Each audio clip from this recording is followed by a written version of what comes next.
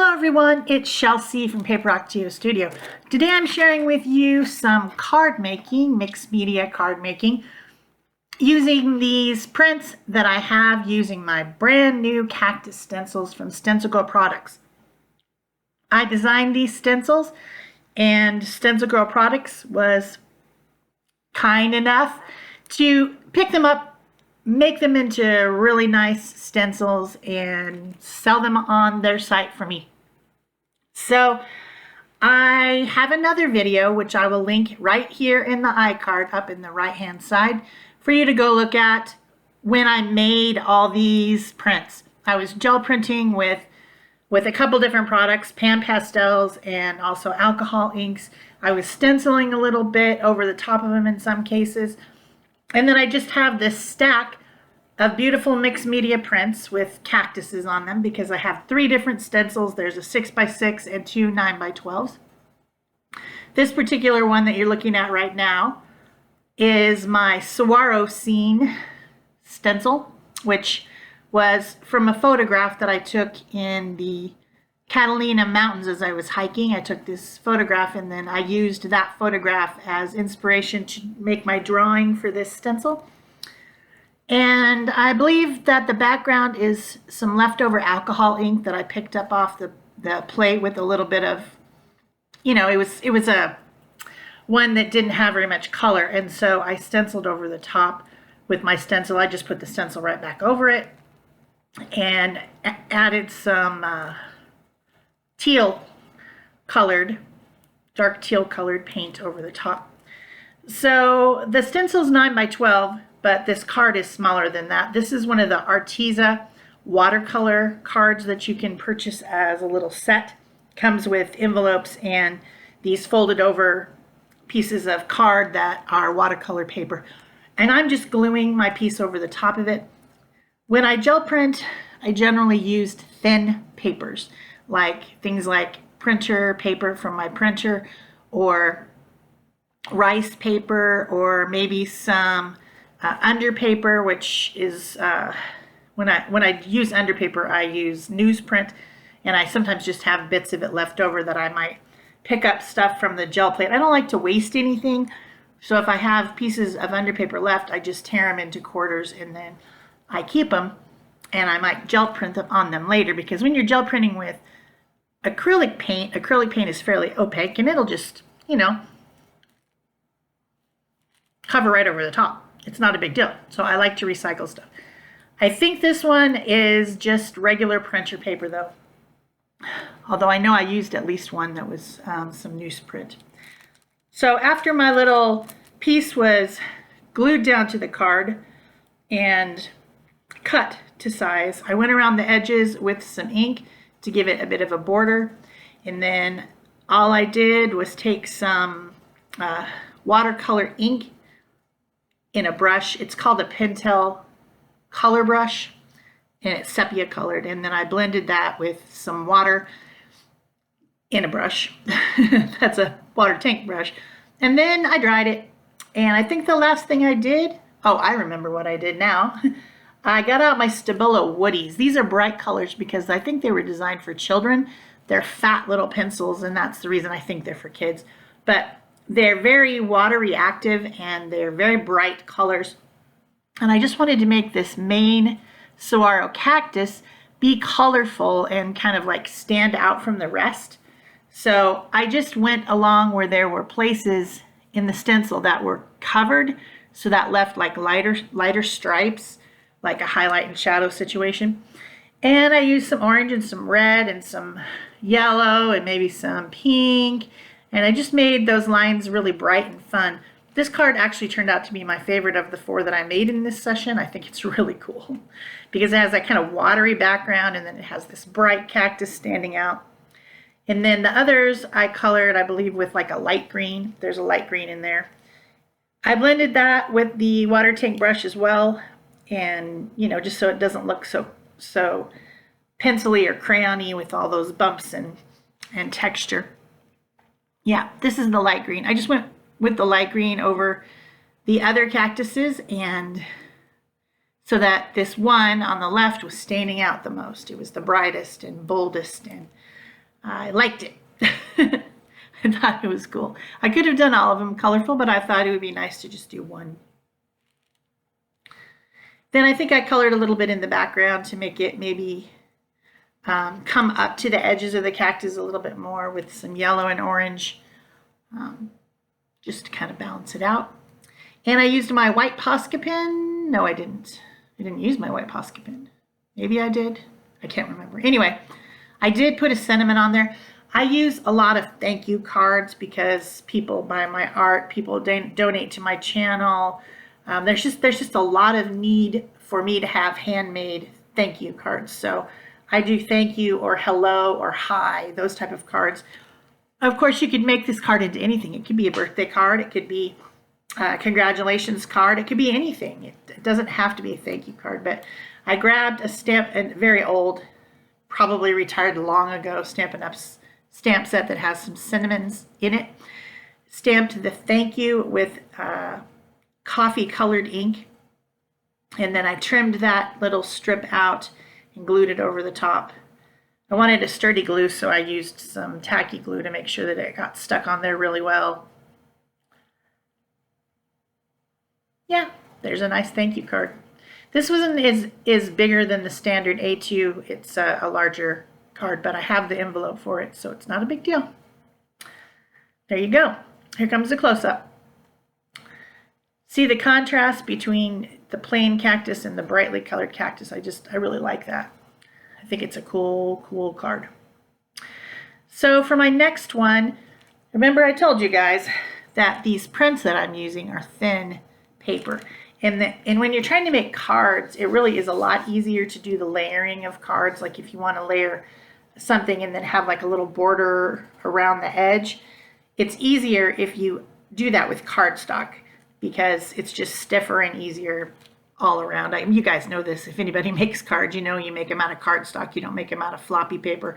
So I took this one, which was a cleanup print that I went over the top with some Sedona rust-colored acrylic paint through my 6x6 stencil, which is just called Cactus. And I trimmed that down so that it was slightly smaller than an A2 card. Now, you guys from Europe, I'm not talking about your A2. We have an A2 size envelope, which is also called an invitation envelope, which is 4 1/4 by 5 1/2 inches. That's how big this is. So it'll fit inside an invitation size envelope, which you can buy a pack of 25 or 50 of them at an office store. So that's generally the size I make because you can make 4 pieces of that size out of an 8 1/2 by 11 sheet of paper. So I trimmed it down to actually 4 by 5 1/4 so that the card would be slightly larger and have a little bit of an edge around it to give me kind of a frame. And then I took those same Stabilo woodies and colored in and blended over the top of my stenciled piece. There is color in the background of this. It's not just stenciled on a piece of white. This was one of the cleanup prints from when I was gel printing with pan pastels. And I think it was the first one that I made with pan pastels, and my gel plate was dirty. And so the pan pastel didn't really evenly lift for that print. So I just stenciled over the top of it, and now I'm doing this to it. So you don't ever waste anything. You just keep them and maybe, zhuzh them up a little bit later. So I colored it with the Stabilo woodies, blended that, and then now I'm taking my white Posca pen. This is an acrylic paint pen in fine tip to make the dots and X's and dashes and things that I like to put on to make the spines. If you guys have ever seen a cactus in real life, and I know some of you probably haven't, when the sun shines, those little cactus spines aren't very visible most of the time. They're made out of what seems to be like what your fingernails are made out of, collagen or whatever. So they're kind of bendy, but they're really sharp on the end. But when the light hits them, they reflect, and you end up seeing them as kind of a highlighter or something. And it's pretty cool. I like to draw those in with my white Posca pen. So then I was just going to stamp the cinnamon right onto the card, but it didn't show up enough, and I did a poor job of stamping it as well. So I just did the same thing as I did on the last one. I got a little scrap of paper, cardstock paper, and glued that over the top of that mess that I made there with the stamping. I would say that after years and years and years of rubber stamping and teaching rubber stamping and selling rubber stamps in my past, that I should be a pro at rubber stamping. I should be able to do it really well, but yet I still make mistakes like that. So if I make mistakes rubber stamping, then you certainly do not have anything to worry about. You can stamp, and if you make a mistake, it's not a problem. That's the reason I leave that stuff in here, so that you know that absolutely no one is perfect and everyone makes mistakes. And don't be too hard on yourself. That's what I think. So then I glued this piece. I think it's a dark brown cardstock that is the frame, and I glued it down to kind of like an off-white or putty colored-ish, grayish color, spotty cardstock that was folded over into a card, and there you have it. I glued it down again with some tacky glue. You see me using different things. Sometimes I use the glue stick, sometimes I use the tacky glue, sometimes I use a tape runner, and they all have their own positives and negatives. And just when I think that I really need something to stick down, I use tacky glue. The tape runner works pretty well, but if it gets hot, it comes apart. And of course, in my neck of the woods, Arizona, it's pretty much always hot. So sometimes I have problems. I grab a card out of my bucket of cards to send, and the layers come apart because the tape runner just got hot. So yeah, so this is a big piece. It is alcohol ink on a gel plate and then stenciled over with a teal colored acrylic paint over the top. And it was, cleaning up the alcohol ink off of the plate. It wasn't very defined, so I went ahead with my Cactus Garden stencil, which is a 9x12 stencil, over the top with that dark greenish blue paint. And I realized that I could make 4 cards out of it because it was an 8.5x11 sheet. So I just went ahead and cut it into 4 pieces, and I will make 4 cards, but in this video you only see me make 1. But of course the others will be similar, so it's not a big deal. I don't need to show you all of them, but all those little pieces will be probably made into cards because they're cut to the right size. But I did glue it because, again, it was thin paper. I think it's rice paper. It was too thin to really easily glue onto a card, so I glued it onto a piece of cardstock first and trimmed it down. And then I wanted to have a bit of a border, so I trimmed it down even more. Put it on a light color first, which is some more of that off-white colored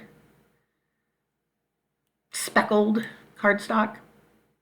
And then I put that piece onto the darker green.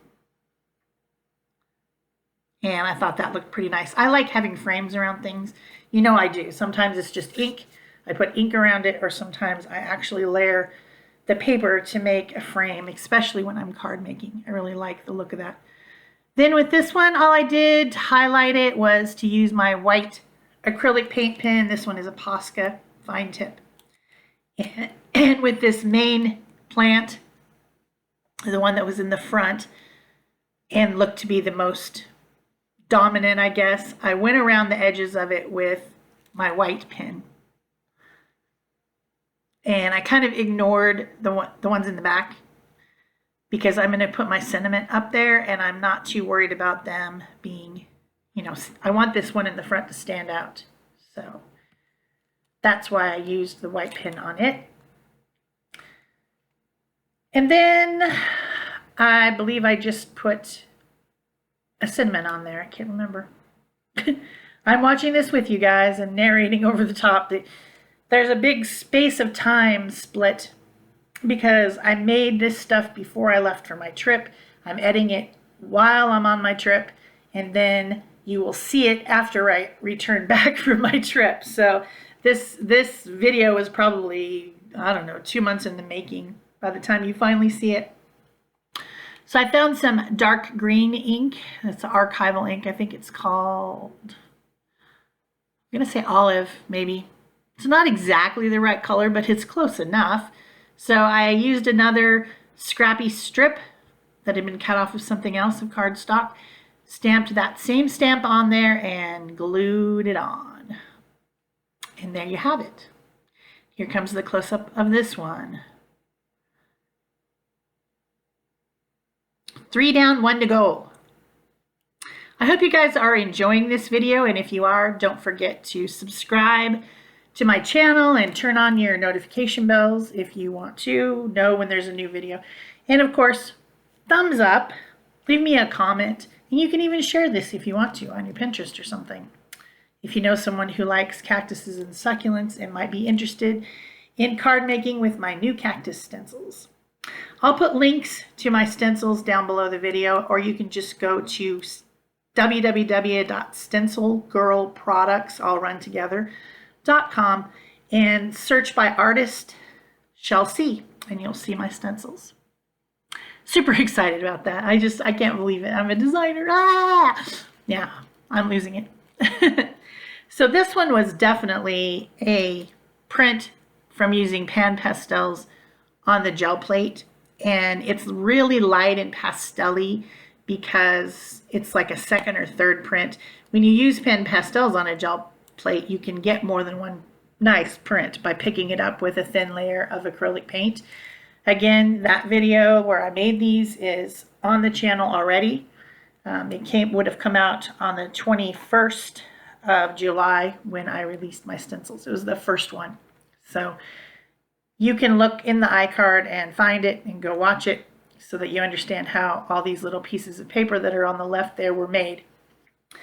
And then you will know. For this one, I used a stamp that says hello. Still another discontinued stamp from Stampin' Up, because I have a lot of those, and I'm not just going to go buy new stamps just so that I can have ones that aren't discontinued. I don't use them enough, and that would just be silly. I have a big collection of Stampin' Up stamps. So I glued that. I put some organza ribbon around and then glued that down and put it on a folded piece of light green cardstock. And that is my last one. Thanks so much for watching, everyone. Bye-bye.